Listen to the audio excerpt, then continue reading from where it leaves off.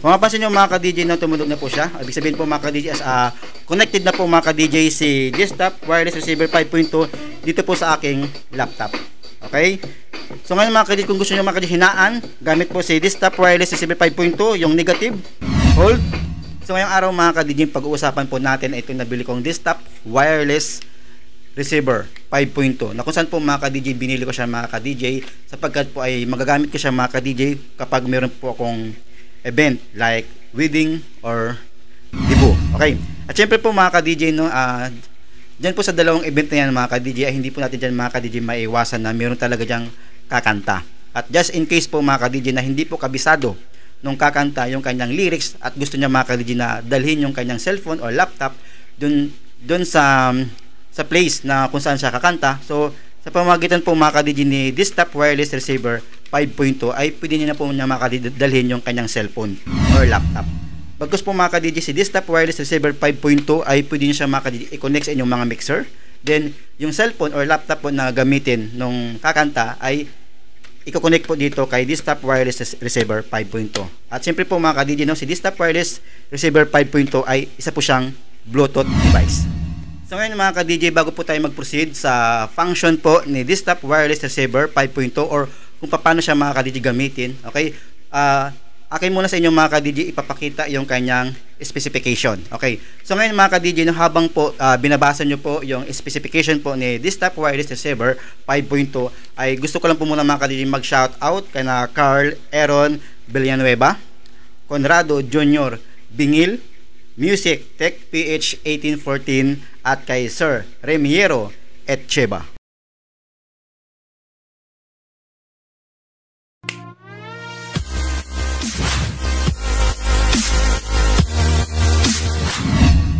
So ngayon mga ka-DJ no, after po ng video na to mga ka-DJ, okay? Once po mga ka-DJ na inyong pong nagustuhan po si desktop wireless receiver, okay? So ilalagay ko lang po mga ka-DJ sa description button at sa comment section mga ka-DJ kung saan po ako. Okay.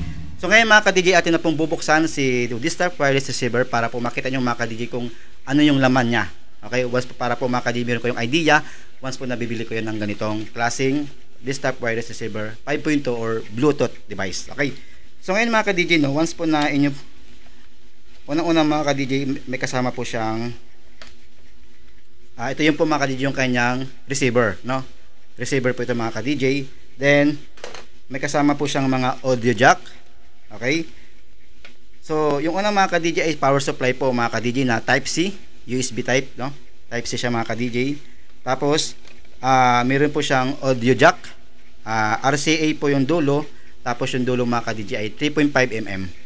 Then may kasama din po siyang mga ka-DJ na parehas po na 3.5 mm yung dulo. So ngayon mga ka-DJ, na-proceed naman po tayo sa mga function po ni desktop wireless receiver 5.2. Sa likod po mga ka-DJ, no, dyan yung po mga ka-DJ makikita yung power supply na type C, tapos yung dulo po mga ka-DJ ay USB. Na kung saan po mga ka-DJ, once po na meron po yung mga adapter or power bank, doon yung sa mga ka-DJ isasalpak para po magkaroon siya ng power. Okay.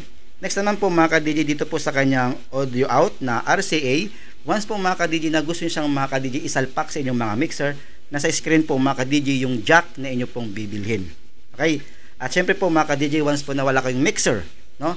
At gusto siya mga ka-DJ isalpak sa inyong mga amplifier, so nasa screen din po mga ka-DJ yung audio jack na inyong bibilhin. Okay, next naman po mga ka-DJ, dito po sa kanyang 3.5 audio out. Okay, ito mga ka-DJ, once po na wala pong mga Bluetooth yung inyong mga sasakyan at meron po siyang 3.5 audio in. So syempre po mga ka-DJ, ang inyong pong bibilhin na jack ay yung pong 3.5 yung kada dulo.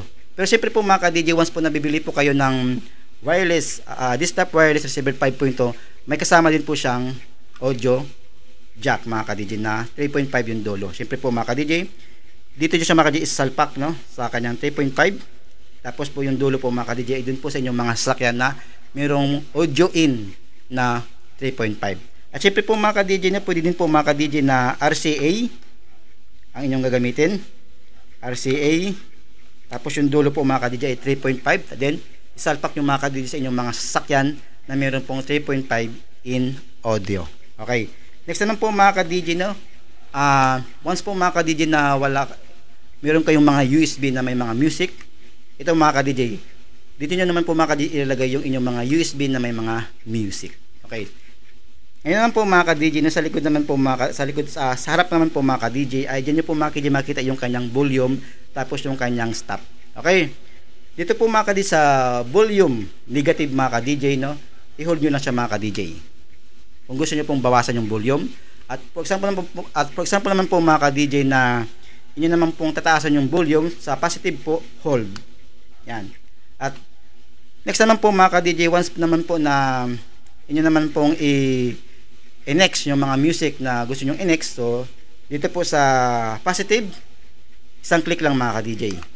At for example naman po mga ka-DJ na gusto nyo pong i-previous yung negative po mga ka-DJ, isang press lang po mga ka-DJ. So ganyan lang po mga ka-DJ. So ngayon mga ka-DJ, no, ituturo ko sa inyo mga ka-DJ naman kung paano naman po siya mga ka-DJ i-connect. Okay? So next mga ka-DJ, siyempre po yung kanyang power supply muna yung inyong unang gagawin. Power supply. Yung kanyang type C. Okay? Ngayon mga ka-DJ, once po na meron po kayong mga adapter dyan or power bank, doon nyo siya mga ka-DJ isasalpak. Pero ngayon mga ka-DJ, dito ko siya mga ka-DJ isasalpak sa aking computer para magkaroon siya mga ka-DJ ng power supply. Okay. So mapapansin nyo mga ka-DJ, no, meron na po siyang power at kulay blue po yung kanyang power LED na nakalagay. So next mga ka-DJ, no, ang gagawin po natin ay atin pong i-connect, no. Una muna itong 3.5 mm to RCA muna tayo mga ka-DJ. So unang-una 3.5, tapos yung dulo mga ka-DJ ay RCA po, no. Atin pong ilagay sa likod ng aking Boss Sky speaker. Okay.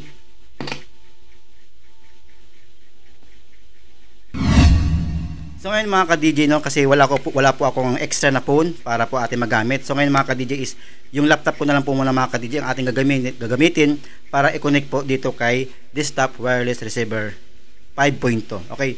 First mga ka-DJ, no, punta muna kayo sa inyong Bluetooth, no, Bluetooth device. Okay, Bluetooth. Yan. Okay. Siyempre po mga ka-DJ, once po mga ka-DJ na first time, siyempre po mga ka-DJ first time, so inyo mag-add device muna kayo mga ka-DJ para po lumabas po yung Bluetooth name ni wireless receiver, Desktop Wireless Receiver 5.2. Kasi po mga ka-DJ, no,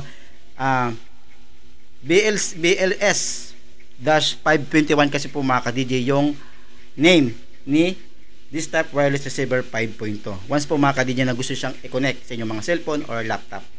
Pero just in case po mga ka-DJ na first time nyo po mga ka-DJ, sa bandang taas po mga ka-DJ, click nyo po yung Add Bluetooth Another Device para po lumabas po si BLS-521. Okay, so akin pong i-on yung aking Bluetooth. Automatic na mga ka-DJ, mag-connect na po yan mga ka-DJ. So okay. So pairing po, no? Nagpi-pairing pa siya. Yon. Kung mapansin nyo mga ka-DJ, na ang nakalagay po ay Connected Voice and Music. Okay. Kasi po mga ka-DJ si Desktop Wireless Receiver po mga ka-DJ, pwede din siya mga ka-DJ gamitin once po mga ka-DJ na mayroon pong tumatawag sa inyo. Okay. For example po mga ka-DJ na nasa sakyan kayo, tapos may tumawag sa inyo bigla. Okay. So pwede nyo po siya makagamitin para mas malakas mga ka-DJ yung boses na tumatawag sa inyo. Okay. So ngayon mga ka-DJ, atin na pong itatry kung connected na ba talaga si Desktop Wireless Receiver dito po sa aking laptop. Okay, magpi-play tayo mga ka-DJ ng music. Okay. So ito. Play tayo ng music. Yan. Kung mapansin nyo mga ka-DJ, na tumunog na po siya. Ibig sabihin po mga ka-DJ, connected na po mga ka-DJ si Desktop Wireless Receiver 5.2 dito po sa aking laptop. Okay? So ngayon mga ka-DJ, kung gusto nyo mga ka-DJ hinaan, gamit po si Desktop Wireless Receiver 5.2, yung negative, hold. Yan.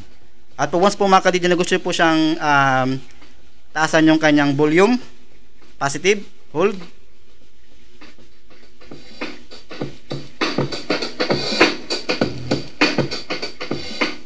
So yun po mga ka-DJ. Yan. Okay. So next naman po mga ka-DJ, ang atin pong gagawin ay yung RCA naman, RCA to RCA. Okay? So first mga ka-DJ, tanggalin muna natin itong 3.5 mm. Next. So kuha tayo mga ka-DJ ng RCA. Okay? RCA. Yan. Then atin po mga ka-DJ salpak sa likod po ng ating Buska speaker.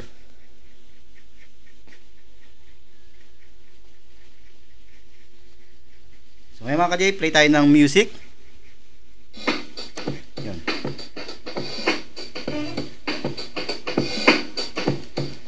Okay. Yan. Okay. Kung mapansin nyo mga ka-DJ, fully functional po yung 3.5 mm out, audio out at RCA audio out. So ngayon po mga ka-DJ, no, atin naman po itatry yung USB. Okay. Once po mga ka-DJ na meron naman po kayong mga USB na may lamang mga music. At make sure lang po na mga ka-DJ, no, na inyo munang i-disconnect yung inyong Bluetooth. Dito po, yung Bluetooth po na inyong laptop or cellphone kay Desktop Wireless Receiver 5.2 kung gagamit po kayo mga ka-DJ ng USB. Okay. So ngayon mga ka-DJ, atin naman pong itatry itong USB. Okay. Bandang likod. Salpak natin.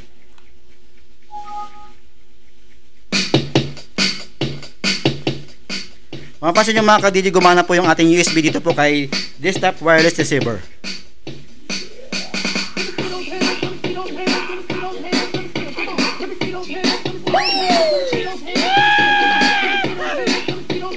Okay, stop.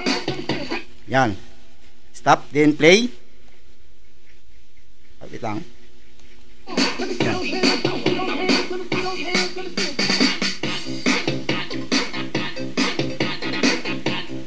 Okay. So, next. Yun. Yung volume niya mga ka-DJ ating bawasan. Hold, negative. Pagtaasan nyo mga ka-DJ, hold, positive.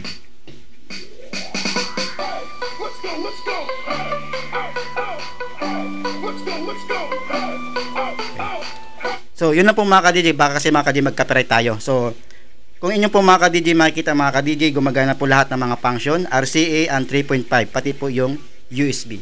So, ngayon, again mga ka-DJ, na once po na nagustuhan nyo po si Desktop Wireless Receiver 5.2, nasa description button at nasa comment section ng mga ka-DJ yung link ng kung saan po ako bumili kay Lazada. Maraming salamat po mga ka-DJ.